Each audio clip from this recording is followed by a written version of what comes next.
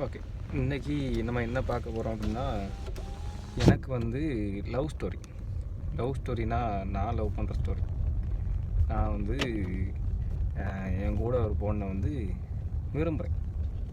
கூட பொண்ணுன்னா எப்படி சொல்கிறது, கூட ஒர்க் பண்ணுற பொண்ணுன்னு நினைக்கிறேன். சப்போஸ் அப்படின்னு சொல்லலாம். கூட ஒர்க் பண்ணுற ஒரு பொண்ணை வந்து விரும்புகிறேன்.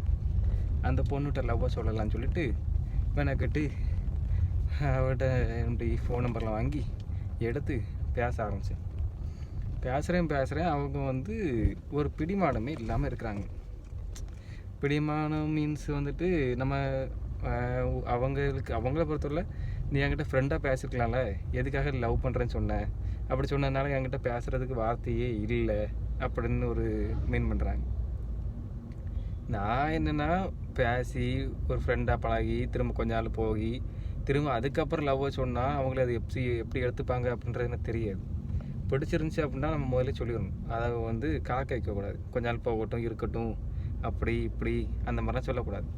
ஏன்னா அவங்களும் பாவம், அவங்க என்ன பண்ணுவாங்க, நம்மள மாதிரி தானே அவங்களும், எல்லாருமே மனுஷங்க தானே அப்படின்னு சொல்லிட்டு நான் எதுவுமே இது பண்ணிக்கல. அப்போ அவங்க வந்து விஷயத்த சொன்னேன், இந்த மாதிரி உங்கள் மேலே ஒரு இன்ட்ரெஸ்ட் இருக்குது, நீங்கள் எப்படின்னு பார்த்து சொல்லுங்கள், உங்களுக்கு பிடிச்சிருந்துச்சுன்னா லைக் பண்ணலாம், இல்லைனா விடுங்க, நான் ஒன்றும் டிஸ்டர்ப்லாம் பண்ண மாட்டேன், சும்மா லவ் பண்ணுறேன் அப்படி இப்படின்னு சொல்லி டிஸ்டர்ப்லாம் பண்ண மாட்டேன் அப்படின்னு சொல்லி சொன்னேன். என்ன நினச்சாங்க தெரில மேடம். அதுக்கப்புறமா கொஞ்சம் பேச ஆரம்பித்தாங்க. இப்போ கொஞ்சம் பேசுகிறாங்க. நான் சில விஷயங்களை ஓப்பனாக ஷேர் பண்ண மாட்டேங்கிறாங்க. என்ன பிரச்சனை அப்படின்னு கேட்குறப்போ, அது எனக்கா தோணணும், உங்ககிட்ட எல்லாம் ஷேர் பண்ணணும், உங்ககிட்ட பேசணும் அப்படின்னு சொல்லி எனக்கா தோணணும் அப்படின்ட்டு. அப்போ அவங்கள பொறுத்தல அவங்க வந்து என்னை லவ் பண்ணலை. அவங்க வந்து ஜஸ்ட் ஃப்ரெண்டாக கூட அவங்க மைண்டில் மீன் பண்ணலை. பட் இருக்கட்டும், கூட இருக்கிறாங்க, பேசினா பேசட்டும் அப்படின்னு சொல்லி வச்சுருக்கிறாங்கன்னு நினைக்கிறேன். சரியா? இப்போ நான் என்னென்னா அவங்கள போட்டு கல்யாணமாக ஆக்கிட்டுருக்கேன். ஃபோன் வந்துச்சா, சாப்பிட்டியா, தூங்குனியா, ஏன் வேறு கண்டனே இல்லையா, நான் அதுதான் திரும்ப பேசிகிட்டே இருக்கேன். அது யாருக்குமே பிடிக்காது. இருந்தாலும் நான் அவங்ககிட்ட பேசுகிறேன் அப்படின்னாலும் அது வந்து எப்படி சொல்கிறது, அப்படி பேசக்கூடாது தான். நான் இருந்தாலும் அப்படி பேசுகிறேன். சரி, ஓகே, இவங்க கிட்ட தானே பேச முடியும் அப்படின்னு நினச்சிட்டு நான் எனக்கு பிடிச்ச மாதிரி எதாவது பேசணுமே. அவங்கக்கிட்ட வளவலன்னு பேசினா அவங்களுக்கு பிடிக்காது. ஆனால் நான் வளவலன்னு தான் பேசிட்டு இருக்கேன். வளவலன்னா ஏதாச்சும் சொல்லிகிட்டே இருக்கும்ல, அந்த மாதிரி பேச தெரியாமல் அப்படி பேசி எதையாவது ஒன்று பண்ணிகிட்டே இருப்பேன். அது அவங்களுக்கு என்ன ஒரு கட்டத்து மேலே என்ன தரமாக ஆகுது, நான் ஏதோ ஓட்டவாயி லொடான்னு சொல்லி என்னை பற்றி கலாய்ப்பாங்க. நான் அதுக்கப்புறம் சரி, ஓகே, நம்ம கொஞ்சம் பேசக்கூடாது, அப்போ அமைதியாக இருக்குன்னு நினச்சிட்டு இருந்தால் என்ன இளவும் தெரில. அவங்கள பார்த்து பேச ஆரம்பித்தா பேசிட்டே இருக்கேன் என் பாட்டுக்கு. அவங்க என்கிட்ட பேச ஆரம்பித்ததுக்கப்புறம் நான் நிப்பாட்ட போகிறதில்ல, அவங்களும் நிப்பாட்ட போகிறதில்ல. மாறி நைட் ஃபுல்லாக ஒரே பேசியாக தான் இருக்கும். நைட்டு எத்தனை மணிக்கு, காலையில் தான் பேச மாட்டோம்.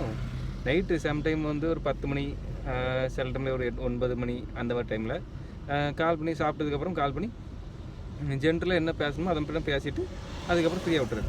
ஏன்னா அடுத்த நாள் வேலைக்கு போகணும்ல, அதனால அவங்களும் வேலைக்கு ஆஃபீஸில் வேலை பார்க்குறாங்க, நானும் வேலை பார்த்துட்டு தான் இருக்கேன். ஆனால் நான் வந்து அவங்கள ஏமாற்றக்கூடாதுன்னு நினச்சேன். நானும் அதில் ஒரு சில விஷயத்தில் தப்பு பண்ணேன்.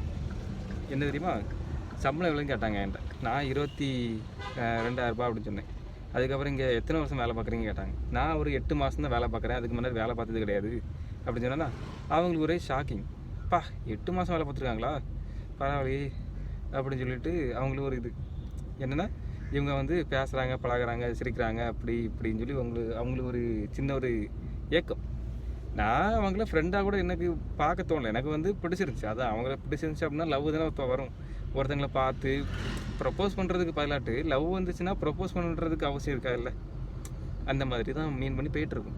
சரி, அவங்க சைடில் பேசுகிறப்போ அவங்க சைடில் வந்துட்டு என்னென்னா அவங்க வீட்டில் பயங்கர ஸ்ட்ரிக்ட்டு, அதுக்கு இல்லாமல் பயங்கர ஸ்டேட்டஸ் பார்க்குற ஆட்கள் அந்த மாதிரி. எங்கள் வீட்டில் அந்த ஸ்டேட்டஸு ஸ்ட்ரிக்ட்டு அதெல்லாம் ஒன்றும் கிடையாது, எல்லாம் ஃப்ரீடம் தான்.